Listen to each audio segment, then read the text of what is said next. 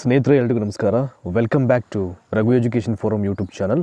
ಕಳೆದ ವಿಡಿಯೋದಲ್ಲಿ ಮರುಸಿಂಚನ 6ನೇ ತರಗತಿಯ ಅಭ್ಯಾಸ ಪುಸ್ತಕಕ್ಕೆ ಸಂಬಂಧಪಟ್ಟ ಹಾಗೆ ಪುನರ್ಮನನ ಹಾಳೆ 1ರಿಂದ ಪುನರ್ಮನನ ಹಾಳೆ 4ರ ತನಕ ಅಂದರೆ ಆರಂಭದ 10 ಪೇಜ್ಗಳ ಬಗ್ಗೆ ಸರಿಯಾದ ಉತ್ತರವನ್ನು ಮಾಡಿ ವಿಶ್ಲೇಷಣೆಯನ್ನು ಮಾಡಿದೆ. ಈಗ ಅದರ ಮುಂದುವರೆದ ಭಾಗ, ಟೈಮನ್ನು ವೇಸ್ಟ್ ಮಾಡೋದು ಬೇಡ, ಕ್ವಿಕ್ಕಾಗಿ ಎಲ್ಲವನ್ನು ಮುಗಿಸ್ಬೋಣ.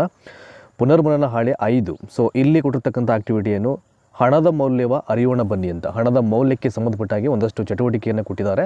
ಆ ಚಟುವಟಿಕೆಯನ್ನು ಮಾಡ್ತಾ ಹಣದ ಮೌಲ್ಯದ ಬಗ್ಗೆ ಈಗ ವಿದ್ಯಾರ್ಥಿಗಳು ತಿಳ್ಕೊಳ್ತಕ್ಕಂಥ ನಿಟ್ಟಿನಲ್ಲಿ ಈ ಲೆಕ್ಕಗಳನ್ನು ಮಾಡ್ತಾ ಹೋಗ್ತಾರೆ. ನೋಡಿ, ಇಲ್ಲಿ ಕಲಿಕಾ ಫಲದಲ್ಲಿ 100 ರೂವರೆಗಿನ ಹಣವನ್ನು 3 ಅಥವಾ 4 ನೋಟುಗಳ ಮೂಲಕ ವ್ಯಕ್ತಪಡಿಸುವರು.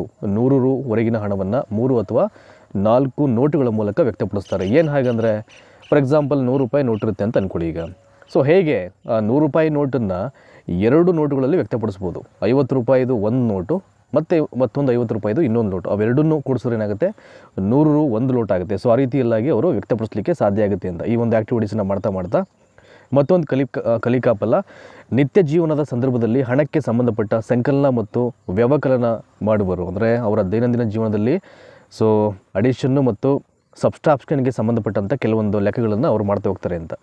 ನೆಕ್ಸ್ಟು, ನಮ್ಮ ದೇಶದಲ್ಲಿ ಉಪಯೋಗಿಸುವ ಕರೆನ್ಸಿ ನೋಟುಗಳನ್ನು ಮತ್ತು ನಾಣ್ಯಗಳನ್ನು ಗುರುತಿಸುವರು. ಒಂದು ವಸ್ತುವಿನ ಬೆಲೆಯನ್ನು ಹಣದೊಂದಿಗೆ ನಿರ್ಧರಿಸುವ ಪರಿಕಲ್ಪನೆಯನ್ನು ಬೆಳೆಸಿಕೊಳ್ಳುವರು. ಅಂದರೆ ಈಗ ಪ್ರತಿಯೊಂದು ದೇಶಕ್ಕೂ ಅದರದೇ ಆದಂಥ ಕರೆನ್ಸಿ ಇರುತ್ತೆ. ಫಾರ್ ಎಕ್ಸಾಂಪಲ್ ಅಮೇರಿಕಾ ಅಂತ ಬಂದಾಗ ಇಲ್ಲಿ ಡಾಲರ್ ಆಗುತ್ತೆ, ಅಲ್ಲಿನ ಒಂದು ಕರೆನ್ಸಿ. ಇಂಡಿಯಾ ಅಂತ ಬಂದಾಗ ಇಲ್ಲಿ ರುಪೀಸ್ ಆಗುತ್ತೆ. ಹಾಗಾಗಿ ಈ ಚಟುವಟಿಕೆಯನ್ನು ಮಾಡ್ತಾ ಮಕ್ಕಳಿಗೆ ಒಂದಷ್ಟು 10 ದೇಶಗಳ ಹೆಸರನ್ನು ಅವ್ರಿಗೆ ಕೊಟ್ಬಿಟ್ಟು ಹೋಮ್ವರ್ಕ್ ರೂಪದಲ್ಲಿ 10 ದೇಶಗಳ ಕರೆನ್ಸಿಯನ್ನು ಸರ್ಚ್ ಮಾಡಿ ಬರ್ಕೊಂಡು ಬನ್ನಿ ಅಂತ ಹೇಳಬೇಕು. ಆವಾಗ ಅವ್ರಿಗೊಂದು ನಾಲೆಡ್ಜ್ ಇಂಪ್ರೂವ್ ಆಗುತ್ತೆ. ನೋಡೋಣ, ಈಗ ಮೊದಲನೇ ಒಂದು ಆ್ಯಕ್ಟಿವಿಟಿ ಏನು ಕೊಟ್ಟಿದ್ದಾರೆ ಅಂದರೆ ಚಿತ್ರವನ್ನು ಗಮನಿಸಿ ಅಂತ ಹೇಳಿದ್ದಾರೆ. ನೋಡಿ, ಇಲ್ಲಿ ಎಡಭಾಗದಲ್ಲಿ ನೋಡಿ, ಅಷ್ಟನ್ನು ಈಗ ನಾನು ಬಾಕ್ಸಲ್ಲಿ ತೋರಿಸ್ತೀನಿ ನಿಮಗೆ. ಹಿಯರ್ ನೋಡಿ, ಇಲ್ಲಿ ಕೊಟ್ಟಿರ್ತಕ್ಕಂಥ ಎಲ್ಲವೂ ಕೂಡ ಪೈಸೆಗಳು. ಅಂದರೆ 1 ರೂಪಾಯಿ ಆಗಬೇಕು ಅಂದರೆ ಎಷ್ಟು ಪೈಸೆ ಸೇರಿಸಬೇಕು ಅಂತ 100 ಪೈಸೆಯನ್ನು ಆ್ಯಡಪ್ ಮಾಡಿದ್ರೆ ಇಲ್ಲಿ 1 ರೂಪಾಯಿ ಆಗುತ್ತೆ. ಅಷ್ಟೇ ಅದರ ಆನ್ಸರು. 100 ಪೈಸೆಯನ್ನು ಆ್ಯಡಪ್ ಮಾಡಿದ್ರೆ 1 ರೂಪಾಯಿ ಆಗುತ್ತೆ. ಹಾಗಾಗಿ ತೀರ್ಮಾನದಲ್ಲಿ ನಾವೇನಂತ ಬರ್ಕೊಳ್ಬೇಕು, 100 ಪೈಸೆ ಈಕ್ವಲ್ಸ್ 1 ರೂಪಾಯಿ ಅಂತ ಬರ್ಕೊಳ್ಬೇಕು, ಅಷ್ಟೇ ಅದು. ನೆಕ್ಸ್ಟು ಹಾಗೆ ಸ್ಕಾಲಪ್ ಮಾಡ್ತೀನಿ. ಈಗ ಕ್ವಿಕ್ಕಾಗಿ ಎಲ್ಲವನ್ನು ಮುಗಿಸ್ಬೋಣ. ಇವೆಲ್ಲವೂ ಕೂಡ ಭಾಳ ಈಸಿ ಇದೆ, ಬಟ್ ಎಕ್ಸ್ಪ್ಲೇನ್ ಮಾಡ್ತಾ ಹೋದರೆ ನಿಮಗೆ ಅದು ಯಾವ ರೀತಿ ಮಾಡಬೇಕು ಅಂತ ಒಂದು ಐಡಿಯಾ ಬಿಲ್ಡ್ ಆಗುತ್ತೆ. ನೋಟುಗಳು ಅಥವಾ ನಾಣ್ಯಗಳು ಹಾಗೂ ಅವುಗಳ ಮೌಲ್ಯವನ್ನು ಹೊಂದಿಸಿ ಬರೆಯಿರಿ ಅಂತ ಕೊಟ್ಟಿದ್ದಾರೆ. ಎಡಭಾಗದಲ್ಲಿ ನೋಟುಗಳು ಮತ್ತು ನಾಣ್ಯಗಳನ್ನು ಕೊಟ್ಟಿದ್ದಾರೆ, ಬಲಭಾಗದಲ್ಲಿ ಅವುಗಳ ಬೆಲೆಯನ್ನು ಇಲ್ಲಿ ಅಥವಾ ಅವುಗಳ ಮೌಲ್ಯವನ್ನು ಕೊಟ್ಟಿರುವಂಥದ್ದು. ನೋಡಿ, ಇಲ್ಲಿ ನೀಟಾಗಿ ಮತ್ತೊಂದು ಸಲ ಸೆಂಟ್ರಲ್ಲಿ ಸ್ಕಾಲ್ ಮಾಡಿ ಇಟ್ಕೊಳ್ಳೋಣ ಅದನ್ನು. ನೋಡಿ, ಇವಾಗ ನಿಮಗೆ ನೀಟಾಗಿ ಗೊತ್ತಾಗುತ್ತೆ. ಈಗ ಇಲ್ಲಿ ನೋಡಿ, 10 ರೂಪೀಸ್ ನೋಟು ಯಾವ ಒಂದು ಮೌಲ್ಯಕ್ಕೆ ಮ್ಯಾಚ್ ಮಾಡಿದ್ದಾರೆ ಇಲ್ಲಿ.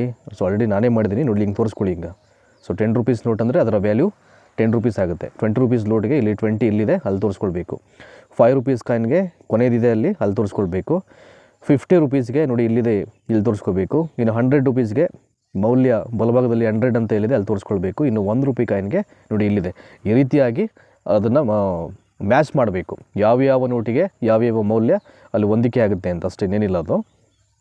ನೆಕ್ಸ್ಟು ನೋಡಿ, ಮಾದರಿಯಂತೆ ಉತ್ತರಿಸಿ ಅಂತ ಹೇಳಿದ್ದಾರೆ. ಒಂದು ಮಾದರಿಯನ್ನು ನಿಮಗೆ ಅರ್ಥ ಆಗಲಿ ಅಂತ ಅವರೇ ಕೊಟ್ಟಿದ್ದಾರೆ. ಉಳಿದಂತೆ ನಾವು ಮಾಡಬೇಕು. ಎಡಭಾಗದಲ್ಲಿ ಕ್ರಮ ಸಂಖ್ಯೆ, ವಸ್ತುಗಳು, ನೋಟುಗಳ ಜೋಡಣೆ ಅಂತ ಇದೆ ಮತ್ತು ಮೊತ್ತ. ಅಂದರೆ ಎಷ್ಟು ನೋಟುಗಳಿದೆ ಅದಷ್ಟನ್ನು ನಾವು ಕೂಡಿಸ್ಕೊಂಡು ಅದರ ಮೊತ್ತವನ್ನು ಬರೀಬೇಕು. ನೋಡಿ, ಇಲ್ಲಿ ಮೊದಲನೇ ಈ ನೋಟುಗಳ ಜೋಡಣೆ ಅಂತಕ್ಕಂಥ ಕಾಲಮಲ್ಲಿ 20 ರೂಪೀಸ್ ನೋಟನ್ನು ಕೊಟ್ಟಿದ್ದಾರೆ, 10 ರೂಪೀಸ್ ನೋಟ್ ಇದೆ. ಇಲ್ಲೇನು ಮಾಡಿದರೆ 20 + 10 30 ಅಂತ ಬರ್ಕೊಂಡಿದ್ದಾರೆ. ಅಂದರೆ 20 ರೂಪಾಯಿ ನೋಟು ಪ್ಲಸ್ 10 ರೂಪಾಯಿ ನೋಟನ್ನು ನಾವು ಕೂಡಿದ್ರೆ ಏನಾಗುತ್ತೆ, 30 ರೂಪಾಯಿ ಆಗುತ್ತೆ. ಅದೇ ರೀತಿ ಎಲ್ಲವನ್ನು ಮಾಡಬೇಕು. 20 + 20 + 10 ನೋಡಿ ಇಲ್ಲಿ 50 ಆಗುತ್ತೆ. 20 + 10 + 5 ನೋಡಿ ಇಲ್ಲಿ 2 ನೋಟುಗಳು ಮತ್ತು ಒಂದು ನಾಣ್ಯವನ್ನು ಕೊಟ್ಟಿದ್ದಾರೆ 5 ರೂಪೀಸ್ದು. 20 + 10 + 5 ಹಾಕೋಬೇಕು. ಅದು ಅಲ್ಲಿಗೆ 35 ಆಗುತ್ತೆ. ನಾನು ಆ್ಯಕ್ಚುಲಿ ಅದು 35 ಬರ್ಕೋಬೇಕಿತ್ತು. 35 ಆಗುತ್ತೆ ಇದು. 20 + 10 + 5 ಇದು. 20 30 35 ಎಸ್ 20 + 10 + 5 ಆಗಬೇಕದು. ನೆಕ್ಸ್ಟು 50 + 20 + 10 ಇಲ್ಲಿ 50 20 10 70 + 10 80 ಆಗುತ್ತೆ. ಅದೇ ರೀತಿಯಲ್ಲಿ ನೋಡಿ, ಇಲ್ಲಿ ಸ್ಕಾಲಪ್ ಮಾಡಿದ್ರೆ ನಿಮಗೆ 50 ರೂಪೀಸ್ ಲೋಟು 2 ಇದೆ, 10 ರೂಪೀಸ್ ಲೋಟು 2 ಇದೆ, 5 ರೂಪೀಸ್ ಕಾಯಿನು 1 ಇದೆ, 1 ರೂಪೀಸ್ ಕಾಯಿನು 1 ಇದೆ. ಅಷ್ಟನ್ನು ಪ್ಲಸ್ ಸಿಂಬಲಲ್ಲಿ ತೋರಿಸ್ಬಿಟ್ಟು ಅದರ ಮೊತ್ತವನ್ನು ಕಂಡುಹಿಡಿಯಬೇಕಾಗುತ್ತೆ. ನೋಡಿ, ಇಲ್ಲಿದೆ, ಇಲ್ಲಿ 50 + 50 + 10 + 10 + 5 + 1 126 ಆಗುತ್ತೆ. ನೆಕ್ಸ್ಟು ಈಗ ಹಾಗೆಯೇ ಸ್ಕಾಲಪ್ ಮಾಡೋಣ. ಗುಂಪು ಚಟುವಟಿಕೆ ಅಂತ ಕೊಟ್ಟಿದ್ದಾರೆ. ನೋಡೋಣ ಇದು ಗುಂಪು ಚಟುವಟಿಕೆ ಅಂದರೆ ಇಲ್ಲೇನು ಕೊಡ್ತಾರೆ ಅಂತ, ಏನಿದೆ ಅಂತ. ಈ ಕೆಳಗೆ ವಸ್ತುಗಳ ಜೊತೆಗೆ ಅವುಗಳ ಬೆಲೆಯನ್ನು ನಿಗದಿ ಮಾಡಿದೆ. ಅವುಗಳ ಬೆಲೆಗಳಿಗೆ ಅನುಗುಣವಾಗಿ ನೋಟುಗಳು ಮತ್ತು ನಾಣ್ಯಗಳನ್ನು ಬಳಸಿ ಜೋಡಿಸಿ ಅಂತ. ಅಂದರೆ ವಸ್ತುಗಳ ಬೆಲೆಯನ್ನು ಕೊಟ್ಬಿಟ್ಟಿದ್ದಾರೆ, ಯಾವ್ಯಾವ ವಸ್ತುಗೆ ಎಷ್ಟೆಷ್ಟು ರೇಟ್ ಅಥವಾ ಬೆಲೆ ಅಂತ ಅವರು ಹೇಳ್ಬಿಟ್ಟಿದ್ದಾರೆ. ಈಗ ನಾವೇನು ಮಾಡಬೇಕು, ಆ ಬೆಲೆಗೆ ಅನುಗುಣವಾಗಿ ಆ ನಾಣ್ಯ ಮತ್ತು ನೋಟುಗಳನ್ನು ಬಳಸ್ಕೊಂಡು ನಾವು ಜೋಡಿಸ್ಬೇಕು ಅಷ್ಟೇ. ಈಗ ಫಾರ್ ಎಕ್ಸಾಂಪಲ್ ನೋಡಿ, ಒಂದು ಮಾದರಿಯಲ್ಲಿ ನೋಡಿ ಯಾವುದೋ ಒಂದು ವಸ್ತು ಇದು ಅಂತ ಅಂದ್ಕೊಳ್ಳಿ, ಅಂದರೆ ಇದು ಮೇ ಬಿ ಸ್ಕೆಚ್ ಪೆನ್ಸ್ ಅಂತ ಅಂದ್ಕೊಳ್ಳಿ, ಅದು ಒಂದು ಪ್ಯಾಕೆಟ್ಗೆ 25 ರೂಪೀಸ್ ಅಂತ ಹೇಳಿದ್ದಾರೆ. ಈಗ ಈ 25 ರೂಪಾಯಿಗೆ ಎಷ್ಟು ನೋಟನ್ನು ನಾವು ಜೋಡಿಸ್ಬೇಕು ಅಂತ, 20 ರೂಪಾಯಿದು ಒಂದು ನೋಟು, 5 ರೂಪೀಸ್ದು ಒಂದು ಕಾಯಿನು, ಅವೆರಡನ್ನು ಪ್ಲಸ್ ಮಾಡೋದಾಗುತ್ತೆ 25 ಆಗುತ್ತೆ. ಈ ರೀತಿಯಲ್ಲಿ ಜೋಡಿಸ್ಬೇಕು. ನೆಕ್ಸ್ಟು ಈ ಬುಕ್ಕಿನ ಬೆಲೆ 40 ರೂಪಾಯಿ, 20 ರೂಪಾಯಿ ನೋಟುಗಳನ್ನು 2 ಸಲ ನಾವು ಕೂಡಿಸ್ಕೊಂಡ್ರೆ 40 ಆಗುತ್ತೆ.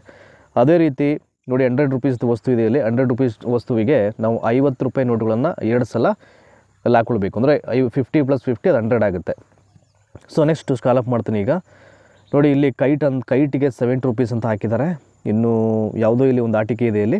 ಸೊ 40 + 30 ಇಲ್ಲಿ 70 ಆಗುತ್ತೆ. 70 ರೂಪಾಯಿಗೆ ಯಾವ್ಯಾವ ನೋಟನ್ನು ನಾವಿಲ್ಲಿ ಜೋಡಿಸ್ಬೇಕು ಅಂತ, 20 ರೂಪಾಯಿ ನೋಟು 3 ಹಾಕಬೇಕಾಗುತ್ತೆ, ಅಲ್ಲಿ 60 ಆಗುತ್ತೆ. ಜೊತೆಗೆ 10 ರೂಪಾಯಿ ನೋಟನ್ನು 1 ಹಾಕಿದ್ರೆ ಅಲ್ಲಿ 10 ಆಗುತ್ತೆ.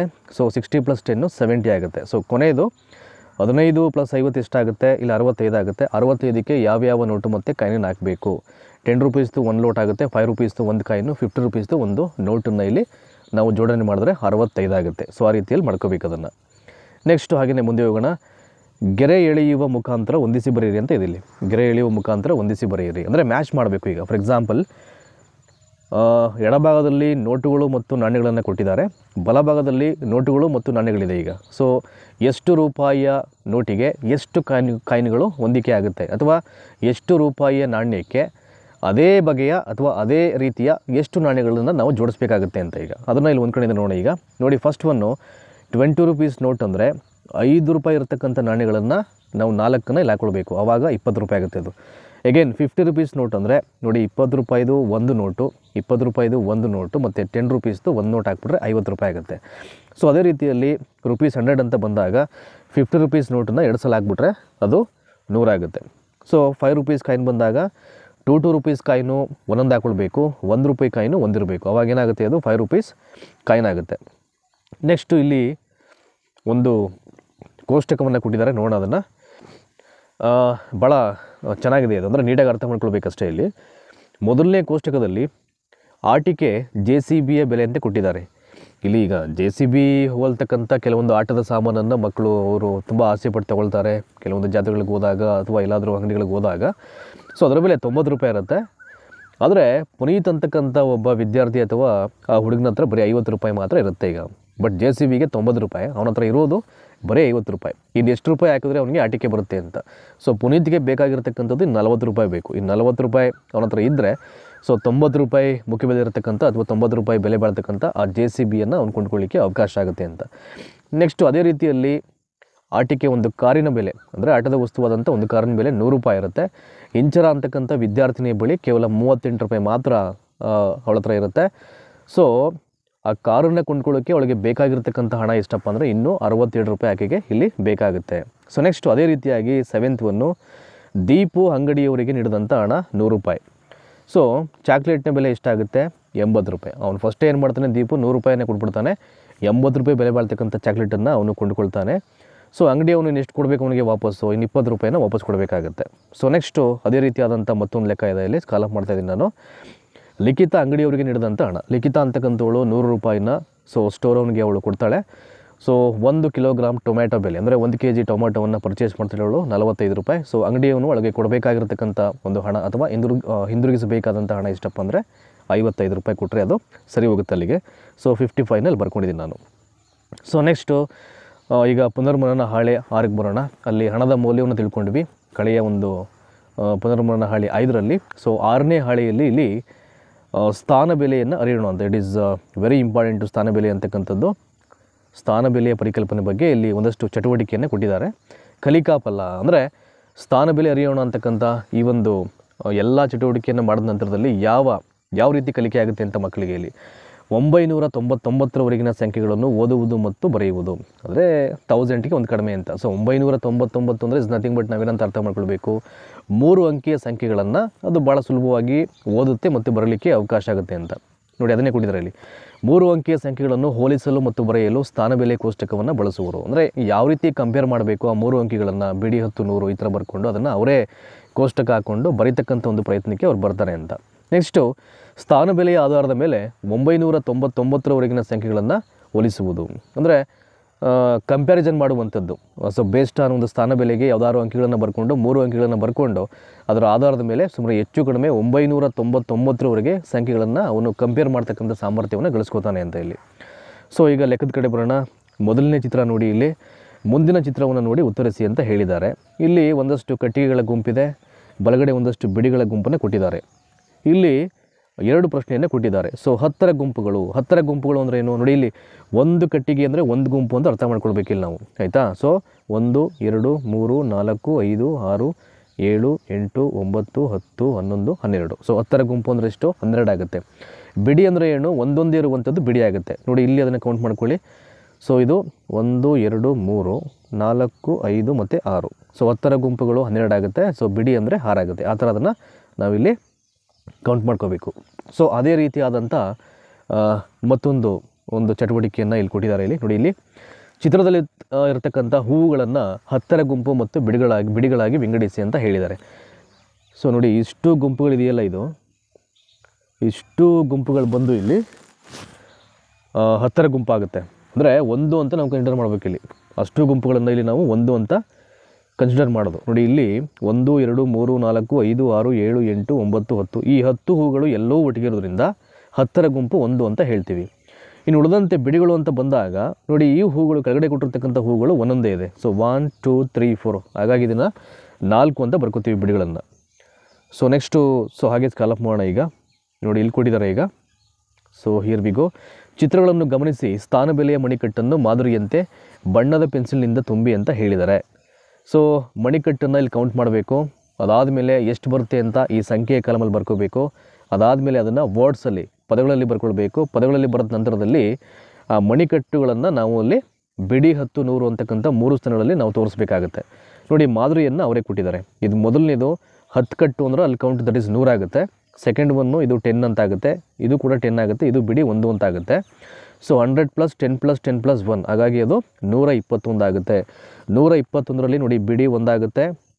ಸೊ 10 ಅಂದರೆ 2 ಆಗುತ್ತೆ. ಇಲ್ಲಿ 100 ಅಂದರೆ 3 ಆಗುತ್ತೆ. ಸೊ ಆ ಥರ ಇಲ್ಲಿ ನಾವು ತೋರಿಸ್ಬೇಕು. ಸೆಕೆಂಡ್ ಒನ್ನು ನೋಡಿ, ಇಲ್ಲಿ 100 + 100 10 + 10 + 10 + 1 ಆಗುತ್ತೆ. ಹಾಗಾಗಿ ಅದು 230 ಆಗುತ್ತೆ. ಸೊ 1 ಬಿಡಿ ಆಗುತ್ತೆ, 3 10 ಆಗುತ್ತೆ, 2 ಇಲ್ಲಿ 100 ಆಗುತ್ತೆ. ಸೊ ಆ ರೀತಿ ಅದನ್ನು ನಾವು ತೋರಿಸ್ಬೇಕಾಗುತ್ತೆ ಇಲ್ಲಿ. ಸೊ ನೆಕ್ಸ್ಟು ಹಾಗೆ ಸ್ಕಾಲಪ್ ಮಾಡ್ತೀನಿ ನೀನು. ಸೊ ಸೇಮ್ ವೇ ಅದೇ ಥರ ಇಲ್ಲಿ ನೋಡಿ, ಇದು ಫಸ್ಟ್ ಒನ್ನು 100 ಆಗುತ್ತೆ, ಇದು ಕೂಡ 100 ಆಗುತ್ತೆ, ಇದು 10 + 10 + 10 + 2 ಆಗುತ್ತೆ. ಹಾಗಾಗಿ ಇದು 232 ಆಗುತ್ತೆ. 2 ಬಿಡಿ ಆಗುತ್ತೆ, 3 10 ಆಗುತ್ತೆ, 2 100 ಆಗುತ್ತೆ. ಸೊ 232 ಅದು ಎಲ್ಲವೂ ಆದಮೇಲೆ ಕೊನೆಯಲ್ಲಿ ಅದನ್ನು ಪದಗಳಲ್ಲಿ ನಾವು ಬರ್ಕೊಳ್ಬೇಕಾಗುತ್ತೆ. ಇದಾದ ನಂತರದಲ್ಲಿ ಈಗ ಏನು ಈ ಮಣಿ ಚೌಕಟ್ಟಿನ ಸಂಖ್ಯೆಗಳಿಗೆ ಸಂಬಂಧಪಟ್ಟ ಹಾಗೆ ಒಂದು ಲೆಕ್ಕವನ್ನು ನಾವು ಮಾಡಿದ್ವಿ. ಸೊ ಅದಕ್ಕೆ ಪೂರಕವಾಗಿ ಒಂದು 3 ಕ್ವಶನ್ ಕೇಳಿದರೆ ಇಲ್ಲಿ ಅತಿ ಹೆಚ್ಚಾಗಿರ್ತಕ್ಕಂಥ ಕಡ್ಡಿಗಳ ಸಂಖ್ಯೆ ಎಷ್ಟಪ್ಪ ಅಂದರೆ 232 ಇಲ್ಲಿ. ನೆಕ್ಸ್ಟು ಅತಿ ಕಡಿಮೆ ಇರತಕ್ಕಂಥ ಕಡ್ಡಿಗಳ ಸಂಖ್ಯೆ ಅಂದರೆ ಆ ಮಣಿ ಚೌಕಟ್ಟುಗಳಲ್ಲಿ 232. ನೆಕ್ಸ್ಟು 2 ಮತ್ತು 3ನೇ ಸಾಲನ್ನು ಅತಿ ಕಡಿಮೆ ಇರತಕ್ಕಂಥ ಕಡ್ಡಿಗಳ ಸಂಖ್ಯೆ 231 ಆಗುತ್ತೆ. 2 ಮತ್ತು 3ನೇ ಸಾಲನ್ನು ಗಮನಿಸಿ ಅಂತ ಇದೆ. ಅವೆರಡರಲ್ಲಿ ಯಾವ ಸಾಲಲ್ಲಿ ಹೆಚ್ಚು ಕಡ್ಡಿಗಳನ್ನು ಹೊಂದಿವೆ ಅಂತ. 2ನೇ ಸಾಲಲ್ಲಿ ಹೆಚ್ಚು ಕಡ್ಡಿಗಳನ್ನು ಒಳಗೊಂಡಿದೆ ನೋಡಿ. ಇಲ್ಲಿ 2ನೇ ಸಾಲ ಯಾವುದು ಅಂತ ತೋರಿಸ್ತೀನಿ ನಾನು. ಅಲ್ಲಿ ಎಷ್ಟಿದೆ ಅಲ್ಲಿ ಅಂದರೆ ನೋಡಿ, ಇಲ್ಲಿ ತೋರಿಸ್ಬಿಡ್ತೀನಿ. 2ನೇ ಸಾಲ ಯಾವುದು ನೋಡಿ, ಇದು ದಟ್ ಈಸ್ 232 ಕಡ್ಡಿಗಳು, ಆಯಿತಾ. ಅದು ಹೆಚ್ಚು ಕಡ್ಡಿಗಳನ್ನು ಹೊಂದಿರತಕ್ಕಂಥ ಸಾಲುಗಳು. ಸೊ ನೆಕ್ಸ್ಟು 4ನೇದು ಸ್ಥಾನ ಬೆಲೆ ಕೋಷ್ಟಕವನ್ನು ಭರ್ತಿ ಮಾಡಿ ಅಂತಿದೆ. ಭಾಳ ಈಸಿ ಇದೆ ನೋಡಿ. 325 ಅವರೇ ಕೊಟ್ಟಿದ್ದಾರೆ. ಆ 325ರಲ್ಲಿ ಬಿಡಿ ಯಾವುದು, 10 ಯಾವುದು, 100 ಯಾವುದು ಅಂತ ತಗೊಳ್ಬೇಕು. 325ಅಲ್ಲಿ ಬಿಡಿ 5 10 2 103. ಸೊ ಅದೇ ಥರ ಇಲ್ಲಿ 2ನೇ ಲೆಕ್ಕದಲ್ಲೂ ಕೂಡ ಅದೇ. ಈಗ 28 ಕೊಟ್ಟಿದ್ದಾರೆ, 8 ಬಿಡಿ ಆಗುತ್ತೆ, 2 10 ಆಗುತ್ತೆ, ಅದು 0 100 ಆಗಿಬಿಡುತ್ತೆ. ಇನ್ನು ನೆಕ್ಸ್ಟು 3ನೇ ಲೆಕ್ಕದಲ್ಲಿ ಬಂದು 758 ಅವರೇ ಕೊಟ್ಟಿದ್ದಾರೆ. ಅವರೇ ಇಲ್ಲಿ ಬಿಡಿ 10 100 ಕೂಡ ಆ ಕೋಷ್ಟಕದಲ್ಲಿ ತಿಳಿಸ್ಬಿಟ್ಟಿದ್ದಾರೆ. ನಾವೇನು ಮಾಡಬೇಕು, ಆ ಸಂಖ್ಯೆಯನ್ನು ಮಾತ್ರ ಬರ್ಕೊಳ್ಬೇಕಲ್ಲಿ. 758 ಸ್ಥಾನ ಮೇಲಿರತಕ್ಕಂಥ ಸಂಖ್ಯೆಗಳನ್ನು ನಾವು ಅದನ್ನು ಒಟ್ಟಾರೆಯಾಗಿ ಬರ್ಕೊಳ್ಬೇಕಷ್ಟೇ ಅದನ್ನು ನೋಡಿ. ಇಲ್ಲಿ ಕೊನೆಯ ಲೆಕ್ಕ ಬಿಡಿ 10 100ರಲ್ಲಿ 803 ಅವರೇ ಇಲ್ಲಿ ಕೋಷ್ಟಕದಲ್ಲಿ ತೋರಿಸ್ಬಿಟ್ಟಿದ್ದಾರೆ. ನಾವು ಆ ಸಂಖ್ಯೆಯನ್ನು ಮಾತ್ರ ಬರ್ಕೊಳ್ಬೇಕಾಗಿದೆ. ಸೊ 803 ಆಗುತ್ತೆ. ಸೊ ಈ 4 ಕೋಷ್ಟಕಗಳಲ್ಲಿ ಅತ್ಯಂತ ದೊಡ್ಡ ಸಂಖ್ಯೆ ಯಾವುದಪ್ಪ ಅಂದರೆ ನೋಡಿ, ಕೊನೆಯದಿದೆಯಲ್ಲ 803. ಅತ್ಯಂತ ಚಿಕ್ಕ ಸಂಖ್ಯೆ ಯಾವುದು ಅಂದರೆ 28 ಆಗುತ್ತೆ ಅಷ್ಟೇ. ಅದು ಆನ್ಸರ್ ಅದು. ನೆಕ್ಸ್ಟು 5ನೇದಕ್ಕೆ ಹೋಗೋಣ ಈಗ. ಹಾಗೆಯೇ ಮಾದರಿಯಂತೆ ಉತ್ತರಿಸಿ ಅಂತ ಇದೆ ನೋಡಿ. ಮೊದಲನೇ ಬಾಕ್ಸಲ್ಲಿ 12 ನೇರಳೆ ಹಣ್ಣಿದೆ, ಎರಡನೇ ಬಾಕ್ಸಲ್ಲಿ 8 ನೇರಳೆ ಹಣ್ಣಿದೆ ಅಂತ ಇಲ್ಲಿ. ಸೊ ಹಾಗಾಗಿ ಇಲ್ಲಿ ಹಸಿದಿರುವ ಮೊಸಳೆಯು ಈ ಎರಡೂ ಬುಟ್ಟಿಗಳಲ್ಲಿ ಯಾವುದರಲ್ಲಿನ ಹಣ್ಣುಗಳನ್ನು ತಿನ್ನಲು ಬಯಸುತ್ತದೆ. ಅಂದರೆ ಜಾಸ್ತಿ ಇದ್ದರೆ ಅದೇನಾಗುತ್ತೆ, ಅದು ಇಟ್ ಈಸ್ ಗ್ರೇಟರ್ ದ್ಯಾನ್ ಅಂತ. ಜಾಸ್ತಿ ಇರೋದು ಗ್ರೇಟರ್ ದ್ಯಾನು, ಕಡಿಮೆ ಇರೋದನ್ನು ನಾವು ಲೆಸ್ ದ್ಯಾನ್ ಅಂತ ಹೇಳ್ತೀವಿ. ಸೊ ಮೊದಲನೇ ಬಾಕ್ಸಲ್ಲಿ 12 ನೇರಳೆ ಹಣ್ಣಿದೆ. ಸೊ ಹಸಿದಿರ್ತಕ್ಕಂಥ ಮೊಸಳೆ ಏನು ಮಾಡುತ್ತೆ, ಮೊದಲನೇ ಬಾಕ್ಸಲ್ಲಿ ಇರ್ತಕ್ಕಂಥ ಆ ನೇರಳೆ ಹಣ್ಣನ್ನು ತಿನ್ನಲಿಕ್ಕೆ ಅದು ಇಚ್ಛೆ ಪಡುತ್ತೆ. ಹಾಗಾಗಿ ಮೊದಲನೇ ಬಾಕ್ಸಲ್ಲಿ 12 ಇರೋದ್ರಿಂದ ಅದು ದಟ್ ಈಸ್ ಗ್ರೇಟರ್ ದ್ಯಾನ್ ಆಗುತ್ತೆ, ಅಂದರೆ ಜಾಸ್ತಿ ಇದೆ ಅಂತ, ಎರಡನೇ ಬಾಕ್ಸ್ಗಿಂತ ಜಾಸ್ತಿ ಇದೆ ಅಂತ. ಸೊ ಅದೇ ಥರ ಇದಕ್ಕೆ ಯಾವ ಸಿಂಬಲ್ ಬರುತ್ತೆ ಇಲ್ಲಿ, ದಟ್ ಈಸ್ ಲೆಸ್ ದ್ಯಾನ್ ಬರುತ್ತೆ ಇಲ್ಲಿ ನೋಡಿ. ಇಲ್ಲಿ ಮೊದಲನೇ ಬಾಕ್ಸಲ್ಲಿ 104 ಇದೆ, ಎರಡನೇ ಬಾಕ್ಸಲ್ಲಿ 130 ಇದೆ, ಆಯಿತಾ. ಹಾಗಾಗಿ ಎರಡನೇ ಬಾಕ್ಸಲ್ಲಿ ಜಾಸ್ತಿ ಇದೆ. ಸೊ ಅದು ಬಂದುಬಿಟ್ಟು ದಟ್ ಈಸ್ ಲೆಸ್ ದ್ಯಾನ್ ಆಗುತ್ತೆ, ಮೊದಲನೇ ಬಾಕ್ಸ್ಗಿಂತ ಎರಡನೇ ಬಾಕ್ಸಲ್ಲೇ ಜಾಸ್ತಿ ಇರೋದ್ರಿಂದ. ಅಂದರೆ ಎರಡನೇ ಬಾಕ್ಸ್ಗಿಂತ ಮೊದಲನೇ ಬಾಕ್ಸಲ್ಲಿ ಕಡಿಮೆ ಇದೆ ಅಂತ ಅಷ್ಟೇ ಮೀನಿಂಗ್ ಅದು. ಸೊ ನೆಕ್ಸ್ಟು 724, 375 ಇದೆ. ಇದರಲ್ಲಿ 724 ದೊಡ್ಡದಾಗಿರೋದ್ರಿಂದ ದಟ್ ಈಸ್ ಅದು ಗ್ರೇಟರ್ ದ್ಯಾನ್ ಆಗುತ್ತೆ. ಅಂದರೆ 375ಕ್ಕಿಂತ 724 ದೊಡ್ಡದಾಗುತ್ತೆ. ಇಲ್ಲಿ 430 ಮತ್ತು 430 ಎರಡೂ ಸಮನಾಗಿರೋದ್ರಿಂದ ನಾವು ಈಕ್ವಲ್ಸಲ್ಲಿ ಅದನ್ನು ತೋರಿಸ್ಬೇಕಾಗುತ್ತೆ. ಸೊ ನೋಡಿ ಇಲ್ಲಿ 324 ಅಂತಕ್ಕಂಥದ್ದು 895ಕ್ಕಿಂತ ಕಡಿಮೆ ಇದೆ, ಹಾಗಾಗಿ ಅದು ಲೆಸ್ ದ್ಯಾನು. ಸೊ ಕೊನೆಯದಾಗಿ 990 ಅಂತಕ್ಕಂಥದ್ದು 99ಕ್ಕಿಂತ ದೊಡ್ಡದಾಗಿದೆ, ಅಂದರೆ ಹೆಚ್ಚಾಗಿದೆ ಅಂತ, ದಟ್ ಈಸ್ ಅದು ಗ್ರೇಟರ್ ದ್ಯಾನ್ ಆಗುತ್ತೆ. ಸೊ ಈ ರೀತಿಯಾಗಿ ಲೆಸ್ ದ್ಯಾನ್ ಗ್ರೇಟರ್ ದ್ಯಾನ್ ಚಿಹ್ನೆಗಳನ್ನು ನಾವಲ್ಲಿ ಬಳಸಬೇಕಾಗುತ್ತೆ. ಸೊ ನೆಕ್ಸ್ಟು ಈಗ ಪುನರ್ಮನನ ಹಾಳೆ 2 ಕಡೆ ಬರೋಣ. ಈಗ ನೋಡಿ ಯಾವುದಿದೆ ಇಲ್ಲಿ, ನಿತ್ಯ ಜೀವನದಲ್ಲಿ ಗಣಿತ ಅಂತ ಇದೆ. ಸೊ ಕಲಿಕಾ ಫಲ, ನಾವು ದೈನಂದಿನ ನಮ್ಮ ಲೈಫಲ್ಲಿ ನಾವು ಗಣಿತವನ್ನು ಯಾವ ರೀತಿಯಲ್ಲಿ ಉಪಯೋಗಿಸ್ತೀವಿ ಅಂತ, ಯಾವ್ಯಾವ ಸನ್ನಿವೇಶಗಳಲ್ಲಿ, ಅಂದರೆ ಬೆಳಿಗ್ಗೆಯಿಂದ ಸಂಜೆವರೆಗೂ ಅಪ್ ಟು ಎದ್ದಾಗಲಿಂದ ಮಲಗೋವರೆಗೂ ಯಾವ್ಯಾವ ಅಂಶಗಳಲ್ಲಿ ನಾವು ಗಣಿತವನ್ನು ಕಾಣ್ತಾ ಹೋಗ್ತೀವಿ ಸನ್ನಿವೇಶಗಳಲ್ಲಿ ಅಂತ. ಒಂದು ಸನ್ನಿವೇಶ ಅಥವಾ ಘಟನೆಗೆ ಸೂಕ್ತವಾದ ಸಂಖ್ಯಾಕ್ರಿಯೆಯನ್ನು ಅನ್ವಯಿಸುವರು. ಯಾವುದೇ ಸನ್ನಿವೇಶ ಇನ್ಸಿಡೆಂಟ್ ಆಯಿತು ಅಂದರೆ ಅದಕ್ಕೆ ಒಂದು ಸಂಖ್ಯಾಕ್ರಿಯೆಗಳನ್ನು ವಿದ್ಯಾರ್ಥಿಗಳು ಅನ್ವಯ ಮಾಡ್ತಾರೆ. ಯಾವಾಗ ಅನ್ವಯ ಮಾಡ್ತಾರೆ, ಈ ನಿತ್ಯ ಜೀವನದಲ್ಲಿ ಗಣಿತ ಅಂತಕ್ಕಂಥ ಒಂದು ಆಕ್ಟಿವಿಟೀಸ್ ಏನು ಕೂಡಿದರೆ ಅವೆಲ್ಲವನ್ನು ಮಾಡಿ ಆ ವಿದ್ಯಾರ್ಥಿ ಕಲಿತ್ಕೊಂಡಂಥ ನಂತರದಲ್ಲಿ ಆ ಒಂದು ಸಾಮರ್ಥ್ಯ ಅವನಿಗೆ ಬಿಲ್ಡ್ ಆಗುತ್ತೆ ಅಂತ ಅಷ್ಟೇ ಇಲ್ಲಿ. ಸೊ ಕೊಟ್ಟಿರುವ ಚಿತ್ರಗಳನ್ನು ಗಮನಿಸಿ ಸೂಕ್ತವಾದ ಉತ್ತರವನ್ನು ಬರೆಯಿರಿ ಅಂತ ಹೇಳಿದ್ದಾರೆ. ಮೊದಲು ಚಿತ್ರವನ್ನು ನೋಡೋಣ. ಸೊ ಅದಕ್ಕೆ ಪೂರಕವಾದಂಥ ಉತ್ತರವನ್ನು ನೆಕ್ಸ್ಟು ಇಲ್ಲಿ ನೋಡೋ ಪ್ರಯತ್ನವನ್ನು ಮಾಡೋಣ. ಈಗ ನೋಡಿ ಇಲ್ಲಿ ಈ ಬಾಕ್ಸಲ್ಲಿ ಚಿತ್ರಗಳು, ಪ್ರಶ್ನೆಗಳು ಮತ್ತು ಉತ್ತರಗಳನ್ನು ಕೊಟ್ಟಿದ್ದಾರೆ. ನೋಡಿ ಇಲ್ಲಿ ಚಿತ್ರಗಳಲ್ಲಿ ಒಟ್ಟು ಎಷ್ಟು ಹಣ್ಣುಗಳಿವೆ ಅಂತ ಕೇಳಿದ್ದಾರೆ. ನೋಡಿ ಮೊದಲನೇ ಬುಟ್ಟಿಯಲ್ಲಿ 5 ಹಣ್ಣುಗಳಿವೆ, ಎರಡನೇ ಬುಟ್ಟಿಯಲ್ಲಿ 4 ಇದೆ, 5 + 4 ಇಲ್ಲಿ 9 ಆಗುತ್ತೆ. ಸೆಕೆಂಡ್ ಒನ್ನು, ಸೊ ಇಲ್ಲಿ 4 ನಕ್ಷತ್ರ ಇದೆ ಮೊದಲನೇ ಒಂದು ಬಾಕ್ಸ್ ಒಳಗಡೆ, ಎರಡನೇ ಒಂದು ಬಾಕ್ಸ್ ಒಳಗಡೆ 3 ಇದೆ. ಸೊ 4 + 3 7 ಆಗುತ್ತೆ. ಅದೇ ರೀತಿ ಆಯತಾಕಾರದ ಒಂದು ಬಾಕ್ಸ್ ಒಳಗಡೆ ಮೊದಲ ಬಾಕ್ಸ್ನಲ್ಲಿ 6 ನಾಯಿಗಳಿವೆ, ಎರಡನೇ ಬಾಕ್ಸಲ್ಲಿ 4 ನಾಯಿಗಳಿದೆ, 6 + 4 ಅದು 10 ಆಗುತ್ತೆ. ನೋಡಿ ಇದಕ್ಕೆ ಸಂಬಂಧಪಟ್ಟಾಗಿ ಒಂದು ಪ್ರಶ್ನೆಯನ್ನು ಇಲ್ಲಿ ಕೇಳಲಾಗಿದೆ. ಸೊ ಏನು ಕೇಳಿದರೆ ಇಲ್ಲಿ, ಈ ಮೇಲಿನ 3 ಸನ್ನಿವೇಶಗಳಲ್ಲಿ ಗಣಿತದ ಯಾವ ಕ್ರಿಯೆಯನ್ನು ಬಳಸುವಿರಿ ಅಂತ. 100% ಮೇಲಿನ 3 ಸನ್ನಿವೇಶಗಳಲ್ಲಿ ಗಣಿತದ ನಾವು ಇಲ್ಲಿ ಸಂಕಲನ ಕ್ರಿಯೆಯನ್ನು ಬಳಸಿದ್ದೇವೆ. ಏಕೆಂದರೆ ಎಲ್ಲವೂ ಕೂಡ ಕೂಡಲಿಕ್ಕೆ ಸಂಬಂಧಪಟ್ಟಂಥ ಲೆಕ್ಕಗಳು ಅಥವಾ ಕೂಡೋಕ್ಕೆ ಸಂಬಂಧಪಟ್ಟಂಥ ಲೆಕ್ಕಗಳವು. ಹಾಗಾಗಿ ಸಂಕಲನ ಕ್ರಿಯೆ, ಅಡಿಷನ್ನು. ಕೊಟ್ಟಿರುವ ಸನ್ನಿವೇಶಗಳನ್ನು ಅರ್ಥೈಸಿಕೊಂಡು ಉತ್ತರವನ್ನು ನೀಡಿ ಅಂತ ಹೇಳಿದ್ದಾರೆ. ಇದು ಭಾಳ ಈಸಿ ಆದಂಥ ಲೆಕ್ಕಗಳು, ಸ್ವಲ್ಪ ಅದನ್ನು ನೀಟಾಗಿ ನಾವು ಗ್ರಹಿಸ್ಕೊಳ್ಬೇಕಷ್ಟೇ. ಈಗ ಸೊ ರಮೇಶನ ಬಳಿ 100 ರೂಪಾಯಿ ಇದ್ದು ಅವನು ಅಂಗಡಿಗೆ ಹೋಗಿ 50 ರೂ ಕೊಟ್ಟು 1 kg ಬಾಳೆಹಣ್ಣನ್ನು ಖರೀದಿ ಮಾಡಿದ್ರೆ ಈಗ ಅವನ ಬಳಿ ಉಳಿತಕ್ಕಂಥ ಹಣ ಎಷ್ಟು ಅಂತ ಕೇಳಿದರೆ ಭಾಳ ಸಿಂಪಲ್. ಈಗ ರಮೇಶ ಅಂತಕ್ಕಂಥ ಒಬ್ಬ ವಿದ್ಯಾರ್ಥಿ ಹತ್ರ ಅವನ ಹತ್ರ 100 ರೂಪೀಸ್ ಇರುತ್ತದೆ. 1 kg ಬಾಳೆಹಣ್ಣು ಬೆಲೆ 50 ರೂಪೀಸು. ಹಾಗಾಗಿ 1 kg ಮಾತ್ರ ಸಾಕು ಅಂತ ಅಂದ್ಕೊಂಡು ಏನು ಮಾಡ್ತಾನೆ, ಅವನು 1 kg ಬಾಳೆಹಣ್ಣನ್ನೇ ಕೊಂಡ್ಕೊಳ್ತಾನೆ.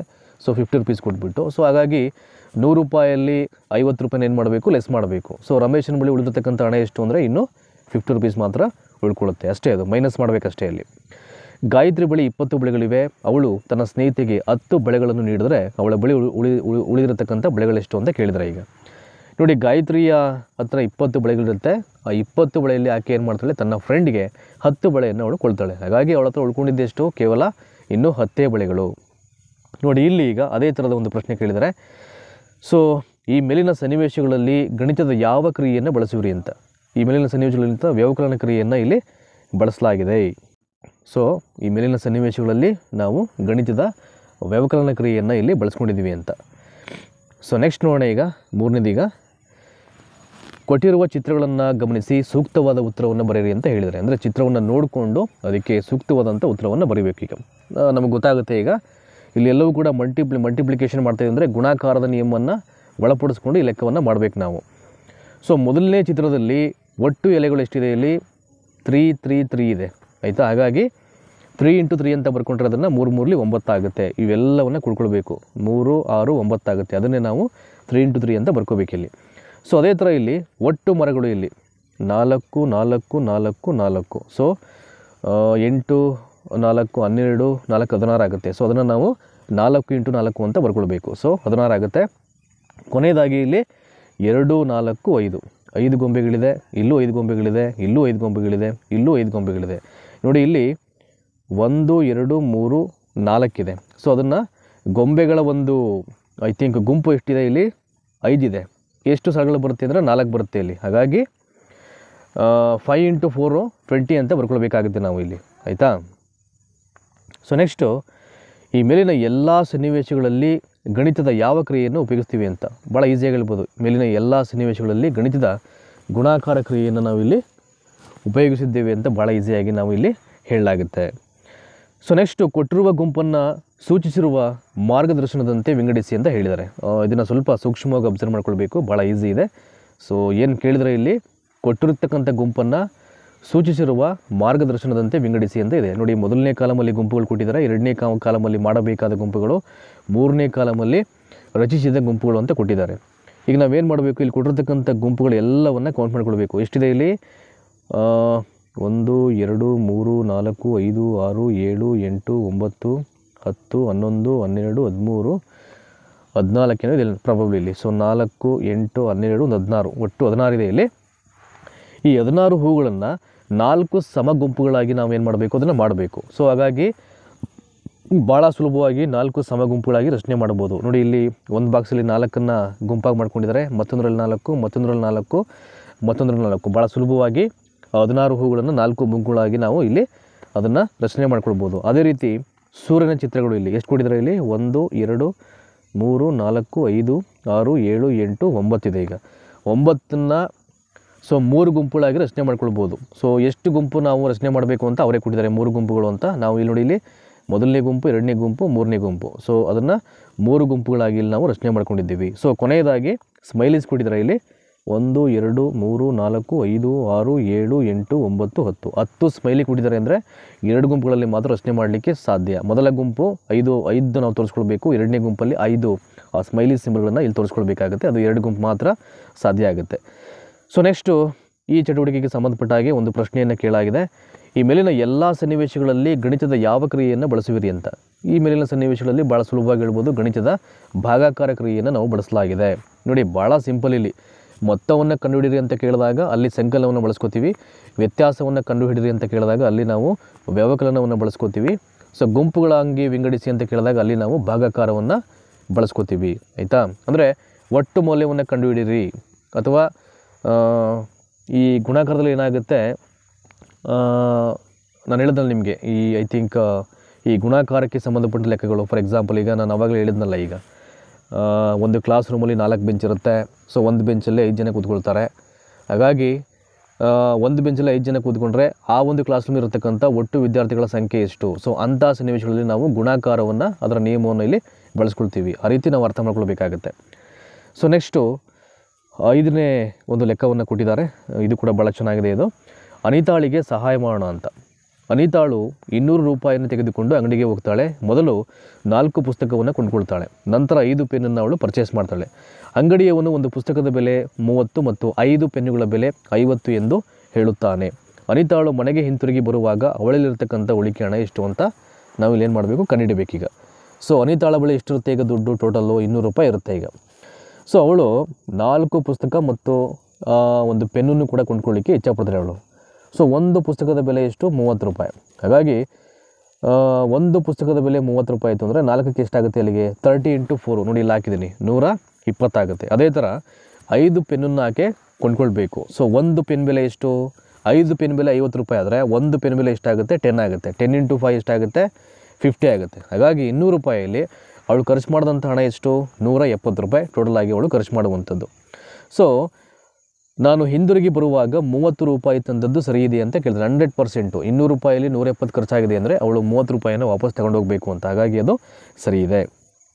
ನೆಕ್ಸ್ಟು ಪುನರ್ಮನನ ಹಾಳೆ 8 ನೋಡ. ಇಲ್ಲಿ ಗುಣಿತದ ಕುಣಿತ ಅಂತ. ಇಲ್ಲಿ ಐ ಥಿಂಕ್ ಒಂಥರ ಪ್ರಾಕ್ಟಿಕಲ್ ಆ್ಯಕ್ಟಿವಿಟಿ ಇದು, ಗುಣಿತದ ಕುಣಿತ ಅಂತಕ್ಕಂಥದ್ದು. ಕಲಿಕಾ ಫಲ ನೋಡ. ಇಲ್ಲಿ 2 3 4 5 ಮತ್ತು 10ರ ಗುಣಾಕಾರ ಮಗ್ಗಿ ಕೋಷ್ಟಕ ರಚಿಸುವರು. ಮತ್ತು ನಿತ್ಯ ಜೀವನದ ಸನ್ನಿವೇಶಗಳನ್ನು ಅನ್ವಯಿಸುವರು ಅಂತ. ಅಂದರೆ 2ನೇ ಮೊಗ್ಗಿ, 3ನೇ ಮೊಗ್ಗಿ, 4ನೇ ಮೊಗ್ಗಿ, 5ನೇ ಮೊಗ್ಗಿ ಮತ್ತು 10ನೇ ಮೊಗ್ಗಿ ಇದಕ್ಕೆ ಸಂಬಂಧಪಟ್ಟ ಹಾಗೆ ಗುಣಾಕಾರದ ಮೊಗ್ಗಿಗಳ ಕೋಷ್ಟಕವನ್ನು ವಿದ್ಯಾರ್ಥಿಗಳು ರಚನೆ ಮಾಡಿ ಅವರ ದೈನಂದಿನ ಜೀವನದಲ್ಲಿ ಅವರು ನೋಡ್ತಕ್ಕಂಥ ಕೆಲವೊಂದು ಸನ್ನಿವೇಶಗಳಲ್ಲಿ ಇದನ್ನು ಅಪ್ಲೈ ಮಾಡ್ಕೋತಾರೆ. ಇದೆಲ್ಲ ಯಾವಾಗ ಅಪ್ಲೈ ಮಾಡ್ತಾರೆ ಅಂದರೆ ಈ ಒಂದು ಹಾಳೆಯಲ್ಲಿ ಬರ್ತಕ್ಕಂಥ ಎಲ್ಲ ಚಟುವಟಿಕೆಯನ್ನು ಕಲಿತ ನಂತರದಲ್ಲಿ, ಆಯಿತಾ. ಸೊ ಮೊದಲನೇದು ನೋಡೋಣ. ಈಗ ಕೆಳಗಿನ ಚಿತ್ರದಲ್ಲಿರ್ತಕ್ಕಂಥ ಹೂವಿನ ದಳಗಳನ್ನು ಎಣಿಸಿ ಬರೆಯಿರಿ. ಸೊ ಹೂವಿನ ದಳವನ್ನು ನಾವು ಇಲ್ಲಿ ಎಣಿಸಿ ಬರೀಬೇಕಷ್ಟೇ. ಈಗ ನೋಡಿ, ಇಲ್ಲಿ ಒಂದು ಮಾದರಿಯನ್ನು ಅವರೇ ಕೊಟ್ಟಿದ್ದಾರೆ. ಈಗ ನೋಡಿ, ಇದು ಹೂವುಗಳು, ಒಟ್ಟು ಹೂವುಗಳೆಷ್ಟು ಇಲ್ಲಿ 1, 2. ದಳಗಳು ಅಂದರೆ ಎಷ್ಟು ಅಂದರೆ ಒಂದು ಹೂವಲ್ಲಿರ್ತಕ್ಕಂಥ ಎಲೆಗಳ ಸಂಖ್ಯೆನೇ ಕೌಂಟ್ ಮಾಡಬೇಕು. ಒಂದು ದಳ ಅಂದರೆ 4 ಇರುತ್ತೆ, ಅಲ್ಲಿ 4 ಅಂತ ಕೊಟ್ಕೊಂಡಿದ್ದಾರೆ. ಈಗೇನು ಮಾಡಬೇಕು ನಾವು ಅದನ್ನು, ಒಟ್ಟು ದಳಗಳ ಸಂಖ್ಯೆ, ಒಂದು ಹೂವಲ್ಲಿ 4 ದಳ ಆದರೆ 2 ಹೂವಲ್ಲಿ 4 ದಳ ಬರುತ್ತೆ. ಅಂದರೆ 4 + 4 ಅದು 8 ಆಗುತ್ತೆ. ಅದೇ ರೀತಿ 2ನೇ ಚಿತ್ರದಲ್ಲಿ 3 ಹೂಗಳಿದೆ, ಒಟ್ಟು ಸಂಖ್ಯೆ. ದಳಗಳ ಸಂಖ್ಯೆ 4 ಇದೆ. ದಳಗಳ ಸಂಖ್ಯೆ ಎಲ್ಲ ಹೂಗಳು ಕಾಮನಾಗಿ 4 ಬರುತ್ತೆ. ಬಟ್ ಒಟ್ಟು ದಳಗಳ ಸಂಖ್ಯೆ ಅಂತ ಬಂದಾಗ ನಾವು ಅಷ್ಟನ್ನು ಲೆಕ್ಕ ಹಾಕೊಳ್ಬೇಕಲ್ಲಿ. ಸೊ 4 + 4 + 4 ಆಗುತ್ತೆ. ಒಂದು ಹೂವು 4 ದಳ, ಮತ್ತೊಂದು ಹೂವು 4 ದಳ, ಮತ್ತೊಂದು ಹೂವು 4 ದಳ ಆಗುತ್ತೆ. ಹಾಗಾಗಿ 4 + 4 + 4 ಬಂದು 12 ಆಗುತ್ತೆ. ಅದು ಸರಿಯಾದಂಥ ಉತ್ತರ. ನೆಕ್ಸ್ಟು 3ನೇ ಚಿತ್ರದಲ್ಲಿ ಒಟ್ಟು ಹೂಗಳ ಸಂಖ್ಯೆ 4 ಇದೆ, ಒಟ್ಟು ದಳಗಳು ಕೂಡ 4 ಬರುತ್ತೆ. ಒಟ್ಟು ದಳಗಳ ಸಂಖ್ಯೆ ಎಷ್ಟು ಅಂತ, ಆಯಿತಾ. ನೋಡಿ, ಇಲ್ಲಿ 4 + 4 + 4 + 4 16 ಆಗುತ್ತೆ. ನೋಡಿ 16 ಇದೆ ಇಲ್ಲಿ. ಸೊ ಕೊನೆಯಲ್ಲಿ 5 ಹೂಗಳು ಬರುತ್ತೆ. ಇಲ್ಲಿ ಪ್ರತಿ ಹೂವಿನ ದಳಗಳ ಸಂಖ್ಯೆ ಕಾಮನಾಗಿ 4 ಬರುತ್ತೆ. ಒಟ್ಟು ದಳಗಳ ಸಂಖ್ಯೆನೇ ಕೌಂಟ್ ಮಾಡ್ಕೊಳ್ಳೋಣ. ಇಲ್ಲಿ 4 + 4 + 4 + 4 + 4 20 ಆಗುತ್ತೆ. ಇಲ್ಲಿ ಇದು ಸರಿಯಾದ ಉತ್ತರವಾಗುತ್ತೆ. ಸೊ ನೆಕ್ಸ್ಟು ಇದನ್ನು ಅಬ್ಸರ್ವ್ ಮಾಡೋಣ. ಕೆಳಗಿನ 1ರ ಮೊಗ್ಗಿ ಮತ್ತು 2ರ ಮೊಗ್ಗಿಯನ್ನು ಬಳಸಿಕೊಂಡು 3ರ ಮೊಗ್ಗಿಯನ್ನು ಗಮನಿಸಿ ಅಂತ ಹೇಳಿದರೆ, ಕೆಳಗಿನ 1ರ ಮೊಗ್ಗಿ ಮತ್ತು 2ರ ಮೊಗ್ಗಿಯನ್ನು ಬಳಸಿಕೊಂಡು 3ರ ಮೊಗ್ಗಿಯನ್ನು ಗಮನಿಸಿ ಅಂತ. ನೋಡಿ, ಇಲ್ಲಿ ಏನು ಮಾಡಿದರೆ, ಮೊದಲನೇ ಮೊಗ್ಗಿಯನ್ನು ಬರ್ಕೊಂಡಿದ್ದಾರೆ, 2ನೇ ಮೊಗ್ಗಿಯನ್ನು ಬರ್ಕೊಂಡಿದ್ದಾರೆ. ಮೊದಲನೇ ಮೊಗ್ಗಿ ಮತ್ತು 2ನೇ ಮೊಗ್ಗಿಲಿರ್ತಕ್ಕಂಥ ಎಲ್ಲ ಸಂಖ್ಯೆಯನ್ನು ಏನು ಮಾಡಬೇಕು, ಕೂಡಿಸ್ಕೋಬೇಕು. ಕೂಡಿಸ್ಕೊಂಡಾಗ ಏನಾಗುತ್ತೆ, 3ನೇ ಮೊಗ್ಗಿ ಬರುತ್ತೆ. ಈಗ ನೋಡಿ, ಇಲ್ಲಿ 1ರಿಂದ 10, 1 2 3 4 5 6 7 8 9 10. ಇಲ್ಲಿ 2ನೇ ಮೊಗ್ಗಿ 2 1 2 2 4 2 3 6 2 4 8 2 5 10 2 6 12 2 14 2 8 16 2 9 18 2 20 ಆಗುತ್ತೆ. ಅಷ್ಟನ್ನು ಅಡಿಷನ್ ಮಾಡಬೇಕು. ಈಗ ನೋಡಿ ಇಲ್ಲಿ. ಸೊ 1 + 2 ಅಂದರೆ 3 ಆಗುತ್ತೆ, 2 + 4 ಅಂದರೆ 6 ಆಗುತ್ತೆ, 3 + 6 ಅಂದರೆ 9 ಆಗುತ್ತೆ. ಆಲ್ಮೋಸ್ಟ್ ಅದು 3ನೇ ಮೊಗ್ಗಿಯಾಗಿ ಅದು ಕನ್ವರ್ಟ್ ಆಗುತ್ತೆ, ಪರಿವರ್ತನೆ ಆಗುತ್ತೆ. 3 1 3 3 2 6 3 3 9 3 4 12 3 5 15 3 6 18 3 7 21 3 8 24 3 9 27 3 30. ಸೊ ಇದೇ ಮಾದರಿ ಅಂತ ಏನು ಮಾಡಬೇಕು, ಈಗ ನಾವು 3ನೇ ಮೊಗ್ಗಿ ಮತ್ತು 2ನೇ ಮೊಗ್ಗಿಯನ್ನು ಬಳಸ್ಕೊಂಡು 5ನೇ ಮೊಗ್ಗಿನ ರಚನೆ ಮಾಡಿ ಅಂತ. ಈಗ ಏನು ಮಾಡಬೇಕು, 2ನೇ ಮೊಗ್ಗಿ ಮತ್ತು 3ನೇ ಮೊಗ್ಗಿ ಬರ್ಕೊಂಡ್ರೆ ಆಟೋಮ್ಯಾಟಿಕ್ಕಾಗಿ ಆ ಸಂಖ್ಯೆಯನ್ನು ಕೊಡ್ಬಿಟ್ರೆ 5ನೇ ಮೊಗ್ಗಿ ಬರುತ್ತೆ. ಅಲ್ಲಿ ನೋಡಿ, ಈ ಸಾಲಲ್ಲಿ 2ನೇ ಮೊಗ್ಗಿನ ಬರ್ಕೊಂಡಿದ್ದೀನಿ. 2 4 6 8 10 12 14 16 18 20. ಕೆಳಗಡೆ ಸಾಲಲ್ಲಿ 3ನೇ ಮೊಗ್ಗಿ 3 6 9 12 15 18 21 24 27 30. ಸೊ ಇವೆರಡೂ ಸಂಖ್ಯೆಯನ್ನು ಕೂಡಿಸ್ಬಿಟ್ರೆ 5ನೇ ಮೊಗ್ಗಿ ಬರುತ್ತೆ. ಈಗ 5 10 15 20 25 30 35 40 45 50 ಅಷ್ಟೇ. ಇದು ಅಂದರೆ 2ನೇ ಮೊಗ್ಗಿ ಮತ್ತು 3ನೇ ಮೊಗ್ಗಿಯನ್ನು ನಾವು ಇಲ್ಲಿ ಅಡಿಷನ್ ಮಾಡಿಬಿಟ್ರೆ 5ನೇ ಮೊಗ್ಗಿ ಬರುತ್ತೆ. ಸಿಂಪಲ್. ಸೊ ನೆಕ್ಸ್ಟು ಇಲ್ಲಿ ನೋಡೋಣ. ಈಗ ಈ ಕೆಳಗಿನ ಬಿಟ್ಟ ಸ್ಥಳಗಳನ್ನು ಭರ್ತಿ ಮಾಡಿ ಅಂತ ಕೇಳಿದ್ದಾರೆ. ಸೊ ಒಂದು ಮಾದರಿಯನ್ನು ಅವರೇ ಕೊಟ್ಟಿದ್ದಾರೆ. ಇಲ್ಲಿ 2 + 2 + 2 ಇದೆ. ಸೊ ಅಲ್ಲಿ ಎಷ್ಟಾಗುತ್ತೆ, ಅದನ್ನು ನೀವು ಅಡಿಷನಲ್ಲೂ ಕೂಡ ಅದೇ ಉತ್ತರ ಬರಬೇಕು, ಮಲ್ಟಿಪ್ಲಿಕೇಶನ್ ಮಾಡೋದು ಕೂಡ ಅದೇ ಉತ್ತರ ಬರಬೇಕು ಅಂತ. 2 + 2 + 2 ಅಂದರೂ 6 ಆಗುತ್ತೆ. ಸೊ 2 × 3 ಅಂದರೂ 6 ಆಗುತ್ತೆ. ಅದೇ ಥರ 4 + 4 + 4 + 4 ಅಂದರೂ 16 ಆಗುತ್ತೆ. 4 × 4 ಅಂದರೂ 16 ಆಗುತ್ತೆ. ನಾವು ಇಲ್ಲಿ 16 ಬರ್ಕೋಬೇಕು. 6 + 6 + 6 ಅಂದರೂ ಕೂಡ 18 ಆಗುತ್ತೆ. 6 × 3 ಅಂದರೂ 18 ಆಗುತ್ತೆ. ಹಾಗಾಗಿ 18 ಬರ್ಕೊಂಡಿದ್ದೀನಿ. ಸೊ ಈಗ ಇಲ್ಲಿ 5 × 5 ಮಾತ್ರ ಕೊಟ್ಟಿದ್ದಾರೆ. ಎಡಭಾಗದ ಆಯತದಲ್ಲಿ ಯಾವುದೇ ಅಂಕಿ ಕೊಟ್ಟಿಲ್ಲ, ಬಲಭಾಗದ ಬಾಕ್ಸ್ನಲ್ಲಿ ಯಾವುದೇ ಅಂಕಿಯನ್ನು ಕೊಟ್ಟಿಲ್ಲ. 5 × 5 ಅಂದರೆ ಎಷ್ಟು, 25 ಫಸ್ಟಲ್ಲಿ ಬರ್ಕೊಬೋಣ. ಈಗ 5 × 5 25 ಆಗಬೇಕು ಅಂದರೆ ಅದು ಅಡಿಷನ್ ಮಾಡೋದು ಕೂಡ 25 ಆಗಬೇಕು. ಅದನ್ನು 5 ಬರ್ಕೋಬೇಕು. 5 + 5 + 5 + 5 + 5 ಆಗುತ್ತೆ. ಅಂದರೆ 5ನ್ನು ನಾವು 5 ಸಲ ಅದನ್ನು ಬರ್ಕೊಳ್ಬೇಕಾಗುತ್ತೆ ಅಷ್ಟೇ. ಸೊ ಪುನರಾವರ್ತಿತ ಸಂಕಲನವು ಗುಣಾಕಾರವೆಂದು ಅರ್ಥೈಸಿಕೊಳ್ಳುವರು. ಖಂಡಿತ ಅದು ಪುನರಾವರ್ತಿತ ಸಂಕಲನ, ಅದು ಗುಣಾಕಾರವಾಗಿ ಬದಲಾಗುತ್ತೆ. ಸೊ ನೆಕ್ಸ್ಟು ಮಾದರಿಯಂತೆ ಸೂಕ್ತ ಉತ್ತರದೊಂದಿಗೆ ಬಿಟ್ಟ ಸ್ಥಳವನ್ನು ಇಲ್ಲಿ ತುಂಬಿರಿ ಅಂತ ಇದೆ. ಇದು ಕೂಡ ಭಾಳ ಈಸಿ ಅಂತ ಲೆಕ್ಕ. ಇದು ನೋಡಿ, ಮೊದಲನೇ ಬಾಕ್ಸಲ್ಲಿ 2 3 9 5 8 4 7 6 10 ಅಂತ ಕೊಟ್ಬಿಟ್ಟು ಇಲ್ಲಿ × 6 ಅಂತ ಕೊಟ್ಟಿದ್ದಾರೆ. ನಿಮ್ಗೆ ಅರ್ಥ ಮಾಡ್ತೀನಿ ಅದೇನು ಕೊಟ್ಟಿದ್ದಾರೆ ಅಂತ. ಸೊ ಇಲ್ಲಿ ಏನು ಮಾಡಬೇಕು ನಾವು, ಫಸ್ಟು 2 6 12 ನೋಡಿ, ಇಲ್ಲಿ 2 6 12 ನೋಡಿ, ಇಲ್ಲಿ ಕೊಟ್ಟಿದ್ದಾರೆ 12. ಅದೇ ಥರ ಈಗ ನೆಕ್ಸ್ಟ್ 3ನೇ ಮೊಗ್ಗಿಯಿಂದ 6ನೇ ಗುಣಾಕಾರ ಮಾಡ್ಕೋಬೇಕು. 3ನೇ ಮೊಗ್ಗಿಯಿಂದ 6ನೇ ಗುಣಾಕಾರ ಮಾಡಿದಾಗ ಸೊ 18 ಬರುತ್ತೆ. ಬಂತ ಅದು 3 6 18. ಮತ್ತು 9ರಿಂದ 6ನ ಇಲ್ಲಿ ಮಲ್ಟಿಪ್ಲಿಕೇಶನ್ ಮಾಡ್ಕೋಬೇಕು. ಅವಾಗ ಎಷ್ಟಾಗುತ್ತೆ, 9 6 54 ಬಂದಿದೆಯಾ. ಸೊ ನೆಕ್ಸ್ಟು ಅದೇ ಥರ ಸೊ ನೆಕ್ಸ್ಟ್ ಏನು ಮಾಡಬೇಕು, ಅದೇ ಥರ ಈಗ 5ನೇ ಮುಗ್ಗಿಯಿಂದ ನೋಡಿ ಇಲ್ಲಿ 5 6 30. ಸೊ ನೆಕ್ಸ್ಟು 5ನೇ ಮುಗ್ಗಿ ಆದಮೇಲೆ ನೋಡಿ ಈಗ ನೆಕ್ಸ್ಟ್ ಇದು ಹಾಕ್ಕೊಳ್ಬೇಕು. ಈಗ 8ನೇ ಮುಗ್ಗಿ 8 6 48. ಸೊ 4 6 24. ಅದೇ ಥರ 7ನೇ ಮುಗ್ಗಿಯಿಂದ 7 6 42. ಸೊ 6 6 36, 10 6 60. ಕ್ಲಿಯರ್ ಆಯಿತು ನಿಮಗೆ. ಸೊ ಆ ರೀತಿಯಾಗಿ ಒಂದೊಂದೇ ಸಂಖ್ಯೆಯನ್ನು 6ರ ಸಂಖ್ಯೆಗೆ ಗುಣಾಕಾರ ಮಾಡ್ಕೊಳ್ಬೇಕು. ಆವಾಗ ಅದು ಸರಿಯಾದಂಥ ಉತ್ತರವನ್ನು ಅಲ್ಲಿ ಬರುತ್ತೆ ಅಲ್ಲಿ. ನೆಕ್ಸ್ಟು ಮಾದರಿಯಂತೆ ಸರಿಯಾದ ಜೋಡಿಯನ್ನು ಹೊಂದಿಸಿ ಬರೀರಿ ಅಂತ ಕೇಳಿದ್ದಾರೆ. ಸೊ ಭಾಳ ಈಸಿ ಇದೆ. 2 + 2 + 2 + 2 ಎಷ್ಟಾಗುತ್ತೆ ಅಲ್ಲಿ 4 6 8 ಆಗುತ್ತೆ. ಸೊ 8 ಎಲ್ಲಿದೆ ತೋರಿಸ್ಬೇಕು. ಆಯಿತಾ, 8 ತೋರಿಸಾದ ನಂತರದಲ್ಲಿ ಸೊ 8 ಸಂಖ್ಯೆಗೆ ಗುಣಾಕಾರ ಮಾಡಿರ್ತಕ್ಕಂಥ 2 ಅಂಕಿಯನ್ನು ನಾವಿಲ್ಲಿ ಹೊಂದಿಸಬೇಕು. 2 4 8 ಆಗುತ್ತೆ. ಅದೇ ಥರ 4 + 4 + 4 ಅಂದರೆ ಎಷ್ಟು 12 ಆಗುತ್ತೆ. 12 ಎಲ್ಲಿದೆ, ಸೊ ಇಲ್ಲಿದೆ. 12ನ್ನು ಗುಣಾಕಾರಕ್ಕೆ ನಾವು ಒಳಪಡಿಸಿದಾಗ 4 × 3 ಆಗುತ್ತೆ. ಅದು 4 3 12 ಆಗುತ್ತೆ. ಅದೇ ಥರ ಇಲ್ಲಿ 3ನ್ನು 5 ಸಲ ಬರ್ಕೊಂಡಿದ್ದಾರೆ ಅಂದರೆ 15. 15ಕ್ಕೆ ಗುಣಾಕಾರ ನಿಯಮ ಎಷ್ಟು 3 × 5 3 5 15 ಆಗುತ್ತೆ. 6ನ್ನು 3 ಸಲ ಬರ್ಕೊಂಡಿದ್ದಾರೆ ಅಂದರೆ ಇಲ್ಲಿ 18 ಆಗುತ್ತೆ. ಸೊ 18ಕ್ಕೆ ಗುಣಾಕಾರದ ನಿಯಮ 6 3 18. ಕೊನೆಯದಾಗಿ 7 ಸಿಂಗಲ್ ಡಿಜಿಟ್ ಇದೆ, ಅದನ್ನು ಸಿಂಗಲ್ ಡಿಜಿಟಲ್ಲೇ ಕೊಟ್ಟಿದ್ದಾರೆ, ಹೊಂದಿಸಿ ಬರೆಯಿರಲಿ. ಅದನ್ನು ಗುಣಾಕಾರ ನಿಯಮಕ್ಕೆ ಒಳಪಡಿಸಿದಾಗ 7 × 1 ಆಗುತ್ತೆ, 7 1 7 ಆಗುತ್ತೆ. ಸೊ ನೆಕ್ಸ್ಟು ನೋಡಿ ಇಲ್ಲಿ ಕೊಟ್ಟಿದ್ದಾರೆ ಈಗ 7ರ ಮಗ್ಗಿಗೆ ಬಣ್ಣ ಹಚ್ಚುವ ಮೂಲಕ ಚಿಟ್ಟೆಗೆ ಹೂವಿನ ದಾರಿಯನ್ನು ತೋರಿಸಿ ಅಂತ. ನೋಡಿ ಇಲ್ಲಿ ಒಂದು ಚಿಟ್ಟೆಗೆ ಹೂವಿನ ದಾರಿಯನ್ನು ತೋರಿಸಬೇಕಾಗುತ್ತೆ, ಯಾಕೆಂದರೆ ಮಕರಂದವನ್ನು ಹೀರಬೇಕು ಅನಿಸುತ್ತೆ. ಅದು ದಾರಿಯನ್ನು ತೋರಿಸ್ಬೇಕು. ಹೇಗೆ 7ನೇ ಮಗ್ಗಿಯನ್ನು ನಾವು ಇಲ್ಲಿ ಮಾರ್ಕ್ ಮಾಡಬೇಕು ಅಂದರೆ ಬಣ್ಣ ಹಚ್ಚಬೇಕು. ನೋಡಿ ಇಲ್ಲಿ ಹಾಕಿದ್ದೀನಿ, ಇಲ್ಲಿ 7 1 7 7 14 7 3 21 7 4 28 7 5 35 7 6 42 7 7 49 7 8 56 7 9 63 7 70. ಇದಾದ ಮೇಲೆ ಬೇಕಾದ್ರೆ ನಿಮಗೆ ಈಸಿ ಆಗಲಿ ಅಂತ ಪೆನ್ನಲ್ಲಿ ಒಂದು ಮಾರ್ಕ್ ಮಾಡಿದೆ. ನೋಡಿ ಹಿಂಗೆ ಹೋಗುತ್ತೆ ಈಗ ಚಿಟ್ಟೆ. ನೋಡಿ ಇಲ್ಲಿ ಹಿಂಗೆ ಹೋಗಿ ಸೊ ಈ ಥರ ಬಂದು ಮತ್ತು 35 42 49 56 63 ಮತ್ತು 70. ಅರ್ಥ ಆಯ್ತಾ ನಿಮಗೆ? ನೋಡಿ ಈಗ ಅದರ ದಾರಿ ಹೇಗಿದೆ ಆ ಥರ 7ನೇ ಮಗ್ಗಿಯಲ್ಲಿ ನಾವು ಮಾರ್ಕ್ ಮಾಡ್ಕೊಳ್ಬೇಕು ಅದನ್ನು. ಸೊ ನೆಕ್ಸ್ಟು 7th ಒಂದು ನೋಡೋಣ ಈಗ ಆ್ಯಕ್ಟಿವಿಟಿ. ಕೊಟ್ಟಿರುವ ಮಾದರಿಯಂತೆ ಉಳಿದ ಕೋಷ್ಟಕವನ್ನು ಭರ್ತಿ ಮಾಡಿ. ಇದು ಕೂಡ ಭಾಳ ಈಸಿ ಇದೆ. ಕ್ರಮ ಸಂಖ್ಯೆ 1 2 3 4 ಅಂತ ಹೇಳಿದ್ದಾರೆ ಇಲ್ಲಿ. ಇನ್ನು ವಿವರಗಳು ರಬ್ಬರು, ಪೆನ್ಸಿಲು, ಪೆನ್ನು, ಸ್ಕೇಲು, ಅಂದರೆ ಯಾವ್ಯಾವ ವಸ್ತುಗಳಿಗೆ ಎಷ್ಟೆಷ್ಟು ಬೆಲೆ ಇದೆ ಅಂತ. ಈಗ ಒಂದು ರಬ್ಬರ್ನ ಬೆಲೆ 2 ರೂಪೀಸು, ಅದರ ಪ್ರಮಾಣ 5 ಅಂತ ಕೊಟ್ಟಿದ್ದಾರೆ. ನಾವೇನು ಮಾಡಬೇಕು, ಬೆಲೆ ಮತ್ತು ಪ್ರಮಾಣವನ್ನು ಗುಣಾಕಾರದ ನಿಯಮಕ್ಕೆ ಒಳಪಡಿಸಬೇಕು. ಅಂದರೆ 2 × 5 ಬರ್ಕೊಳ್ಬೇಕು. 2 5 10 ಆಗುತ್ತೆ. ಅದೇ ಥರ ಪೆನ್ಸಿಲ್ಲು, ಸೊ ಇಲ್ಲಿ 5 × 6 30 ಆಗುತ್ತೆ. ಪೆನ್ನು 7 × 10 70 ಆಗುತ್ತೆ. ಸ್ಕೇಲು 5 × 2 10 ಆಗುತ್ತೆ. ಇದಾದಮೇಲೆ ಎಲ್ಲವನ್ನು ಒಟ್ಟಿಗೆ ಏನು ಮಾಡಬೇಕು, ನಾವು ಅಡಿಷನ್ ಮಾಡಬೇಕು. 120 ರೂಪಾಯಿ ಆಗುತ್ತೆ. ಸೊ ನೆಕ್ಸ್ಟು ಕೋಷ್ಟಕವನ್ನು ಮಾದರಿಯಂತೆ ಭರ್ತಿ ಮಾಡಿ ಅಂತ ಕೇಳಿದ್ದಾರೆ. ಇದು ಕೂಡ ಭಾಳ ಈಸಿ ಇದೆ. ಕೋಷ್ಟಕವನ್ನು ಮಾದರಿಯಂತೆ ಭರ್ತಿ ಮಾಡಿ. ನೋಡಿ ಇಲ್ಲಿ 42 × 2 ಕೊಡಿದಾರಲ್ಲ 84. ಸೊ ಗುಣಾಕಾರ ಮಾಡಿದ್ರು 84 ಬರಬೇಕು, ಸಂಕಲನ ಮಾಡಿದ್ರು 84 ಬರಬೇಕು. ಸೊ ಮಧ್ಯ ಯಾವ ಅಂಕಿಯನ್ನು ಹಾಕಬೇಕು ನೋಡಿ ಇಲ್ಲಿ ಕೊಟ್ಟಿದ್ದಾರೆ ಇಲ್ಲಿ.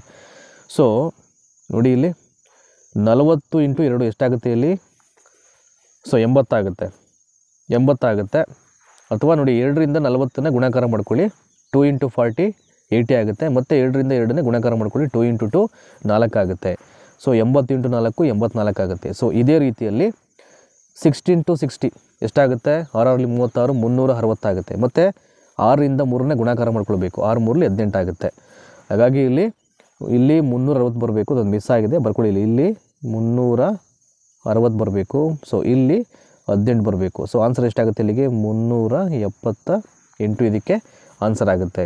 ಸೊ ಅದನ್ನು ಗುಣಾಕಾರ ಮಾಡಿದ್ರು 378 ಬರುತ್ತೆ. ಇಲ್ಲಿ ಸಂಕಲನ ಮಾಡಿದ್ರು ಕೂಡ ಅದು 378 ಬರುತ್ತೆ. ಆ ಥರ ಅದು. ಸೊ ನೆಕ್ಸ್ಟು 9th ಒನ್ ಇಲ್ಲಿ ರಮೇಶನು ಒಂದು ಸೇಬನ್ನು 4 ಭಾಗಗಳಾಗಿ ಕತ್ತರಿಸಿದರೆ ಅಂತಹ 5 ಸೇಬುಗಳನ್ನು ಒಟ್ಟು ಎಷ್ಟು ಭಾಗಗಳಾಗಿ ಕತ್ತರಿಸುವನು. ಭಾಳ ಈಸಿ ಇದು. ಸೊ ರಮೇಶನ ಹತ್ರ ಒಂದು ಆ್ಯಪಲ್ ಇದೆ. ಈಗ ಅವನು ಆ ಆ್ಯಪಲನ್ನು ಒಂದು ಆ್ಯಪಲನ್ನು ಏನು ಮಾಡ್ತಾನೆ, ಅವನು 4 ಭಾಗಗಳಾಗಿ ಅವನು ಡಿವೈಡ್ ಮಾಡ್ತಾನೆ, ಅಂದರೆ ಕತ್ತರಿಸ್ತಾನೆ. ಸೊ ಒಂದು ಆ್ಯಪಲನ್ನು 4 ಭಾಗಗಳಾಗಿ ಕತ್ತರಿಸಿದ್ರೆ 5 ಆ್ಯಪಲನ್ನು ಅವನು 4 ಭಾಗಗಳಾಗಿ ಕತ್ತರಿಸ್ತಾನೆ ಅವನು. ಆಯಿತಾ?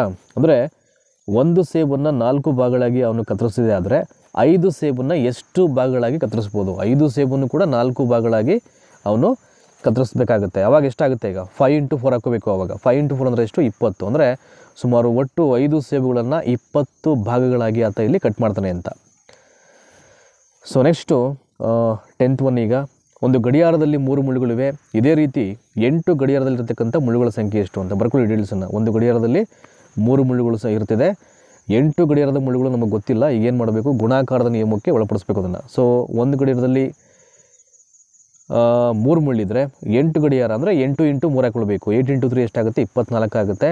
ಸೊ 8 ಗಡಿಯಾರದಲ್ಲಿ ಸುಮಾರು 24 ಮುಳ್ಳುಗಳನ್ನು ನಾವಿಲ್ಲಿ ಕಾಣ್ಬೋದು. ಸೊ ಆ ರೀತಿ ನಾವು ವಿವರಣೆಯನ್ನು ಬರ್ಕೊಬಿಟ್ರೆ ಭಾಳ ಈಸಿಯಾಗಿ ಗೊತ್ತಾಗ್ಬಿಡುತ್ತೆ ನಮಗೆ.